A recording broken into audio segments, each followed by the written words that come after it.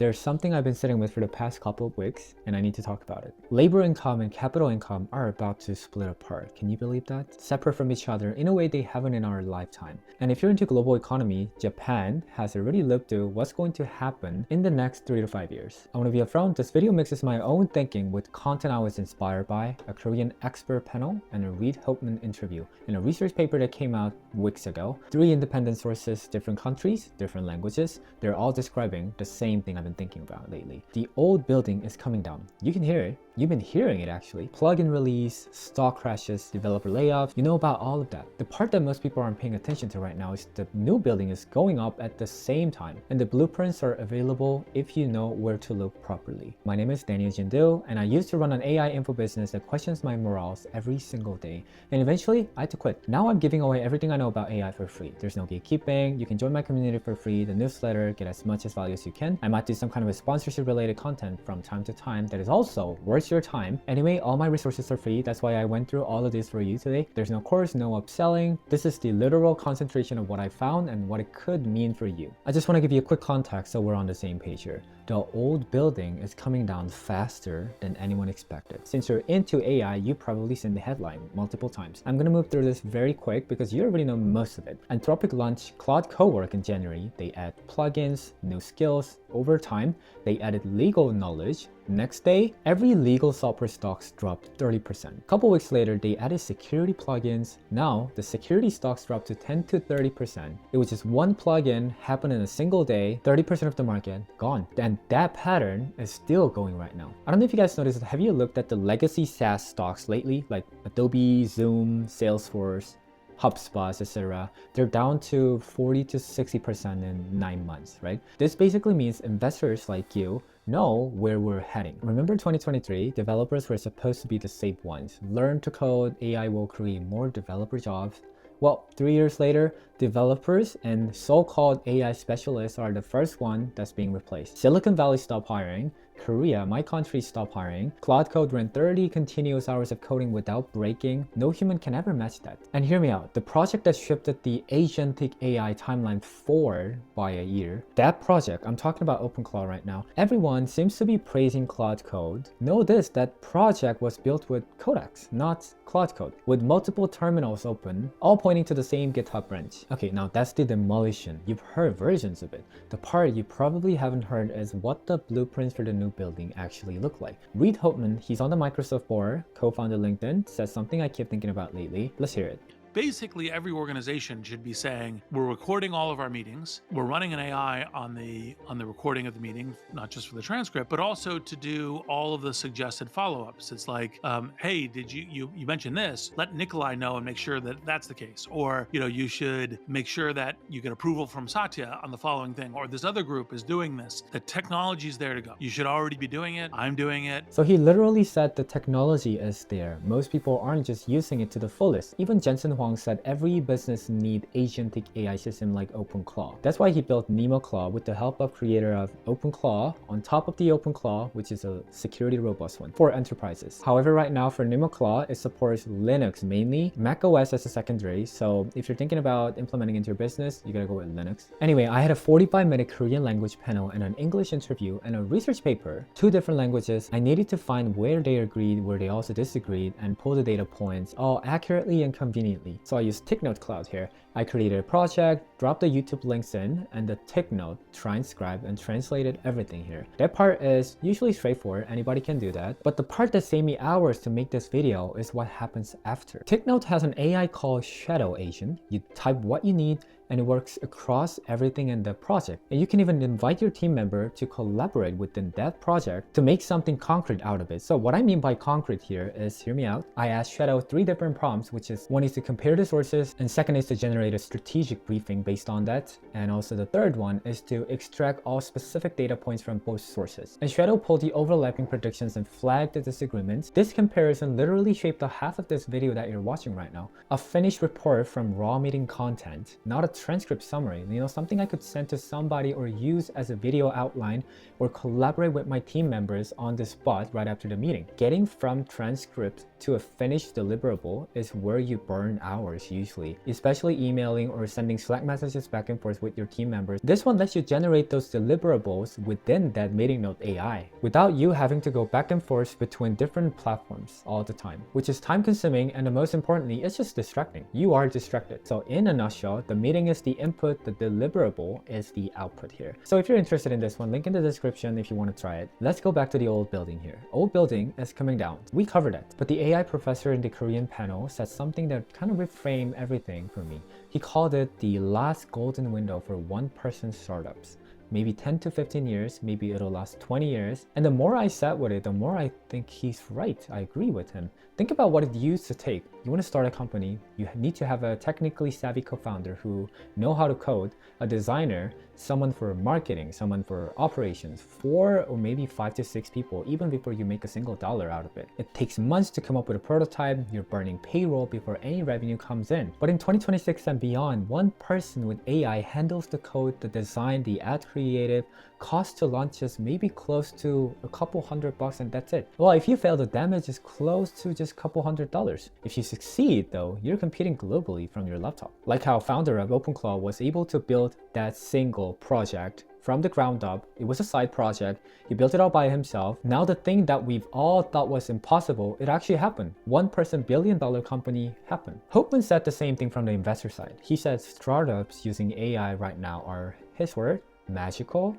Small teams moving at speed the big companies cannot touch. And the big companies, they're always stuck. They're running proof of concepts, clearing every possible risk before they even launch anything to make a dollar out of it. By the time they ship something, the small builder is already maybe 5 to 10 versions ahead of it. And that gap between corporate paralysis and solo builder speed, that's the construction window we're talking about. The new building is going up and the big contractors haven't arrived yet. You can get in right now, claim your floor, and start building while the heavy machinery is still being shipped. But I want to bring this closer to home because this part is kind of personal for me. One of my mentors told me something I keep coming back to lately. Your first million will most likely come from your skill set. You provide a service for someone, whether that's an agency, freelancing, consulting. After that first million, now you can consider products because you now have capital. But service is the entry point for everybody, including myself. Service businesses, agency, freelancer, consultants, that's a $1 trillion industry we're talking about right now, combined all together. And agentic AI is coming for that entire layer. What an agency does, which is the researching, the report, the follow-ups, the deliverables. If an AI agent can do that, that market contracts very fast. And I'm not saying it like it's over tomorrow. I'm saying that window is measured in only years, not decades. So the people in the audience building service businesses need to be honest about the timeline right now. So the move here is, and this is what I'm doing in my own business, is to use AI as a tool, leverage inside your service business right now, instead of avoiding it. While the tools are cheap and while the big companies are also very slow at adapting it, while your clients need a human to run the operation, I think it's time for us to build this system, the foundation, so we can deliver faster than your competitors while that window is still widely open, because that window will eventually close. The big contractors will show up, and when they do, you want to already be on your floor in the new freaking building, not still staying in the lobby of the old one. Let me shift gears for a minute. If the new building is going up, what is it actually made it out of? Because the building materials tells you where the money is going. And this is not a financial advice, and I need to be upfront, I'm not a semiconductor expert, but the pattern here, what I'm seeing, is simple enough that I think it's very worth sharing. Most people know about GPUs by now. NVIDIA, the stock that went crazy, I should have bought it. GPUs are for training AI, building the models. Think of it as the construction equipment, the cranes, the bulldozer, the heavy stuff you need to put up the frame of the building. Now the construction phase is winding down here. The models are getting built, the frame is going up. The next phase is different. The next phase we're talking about here is running AI at scale. Millions of agents working around the clock for millions of users, you and me asking questions for sure, yeah, but also agentic AI doing tasks autonomously. 24 hours a day, the amount of compute that requires is just on a different level. And what really clicked for me here is the running AI needs different equipment than building AI. You do not use a crane to move furniture into a finished apartment, right? So you use different tools. The chips for running AI are called NPUs and LPUs. They're lighter, more efficient, and specifically designed to run AI, not train it. Like the differences between a construction truck and a sedan. Both will obviously get you there, but one burns just way less fuel than others. But the bigger signal here, the one that made me really stop, is the memory part. GPUs use a memory called HBM, which is a high bandwidth memory. That's what sent SK Hynix stock through the roof in the Korean market a month ago. But you probably heard of it if you're also into the global economy. The next generation of AI infrastructure needs something different, which we call it HBF, so high bandwidth flash. And I want to explain to you why this is significant in plain terms. When you ask ChatGPT a question, you wait maybe a few seconds for the answer depending on the model. That's fine for you and me, but agentic AI, agents that are running autonomously, doing tasks in sequence, they need answers in milliseconds, fractions of a second. If there is a delay, the whole chain kind of breaks. HBF is the memory that removes that delay. It stores the information that AI needs to access over and over again, right next to the processor, so the agent doesn't have to recalculate the same thing 1,000 times. So I think what I heard is the first samples are expected around June 2026. I think we still have 2 months left. Samsung, SK Hynix, and SanDisk, they're all racing to produce it. The economists in the Korean panel put it very bluntly. The company that cracks this HBF thing first could end up in the position NVIDIA held 4 years ago, a near monopoly on the one component everyone needs, unless NVIDIA or xAI somehow figure things out and produce their own. I don't know which company is going to win, but nobody does yet. But if you're interested in, watch out that keyword HBF. June 2026 is when the first samples should hit. Not a financial advice though. One more signal, I want to give it away and I'll move on. You probably heard people say AI is bubble, and there's a fair argument for one piece of it. NVIDIA invested in OpenAI, right? And OpenAI gave that money to Oracle to build that data centers, right?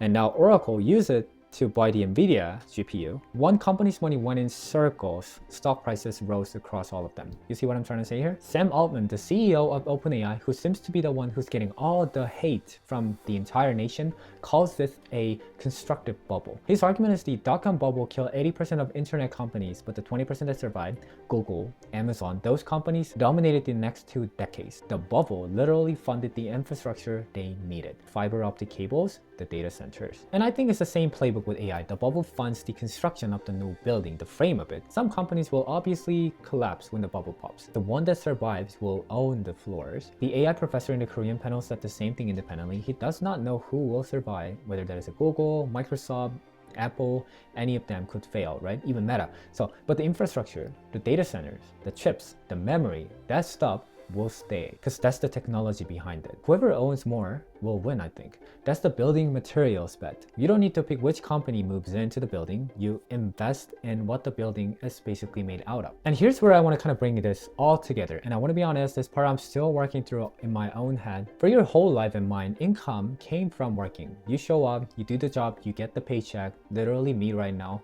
me working, labor income, this video, trying to educate you guys. It's all labor income. Predictable, recurring. And you plan your rent, your mortgage, your life around it. And for most of modern history, it was the foundation, the ground floor of the building everyone basically lived in. AI is pulling that floor out for a lot of people. Maybe not today, maybe not tomorrow, but the direction is just set in stone.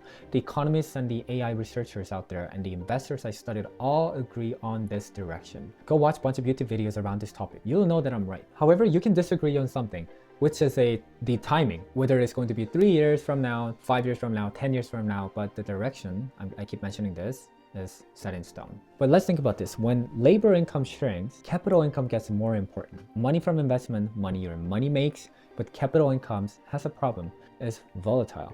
You profit 1 month, you lose money the next, unless you're on the next level like Warren Buffett, but simply most people aren't. So you can't really plan a life around it that is so volatile. Just my personal opinion. And the economist in the Korean panel made a point I've been chewing on since then. He said the next decade is about figuring out how to make investment income feel as steady as a paycheck. Portfolios built for consistency, not home runs. Streams you can count on month to month. It could be dividends, it could be passive income from something else, right? I don't have that figured out yet as well. If I'm being honest, I'm thinking about it. I think most of us need to start thinking about it. Last time I got into crypto, I got attracted to doing futures and I lost 40 grand from it.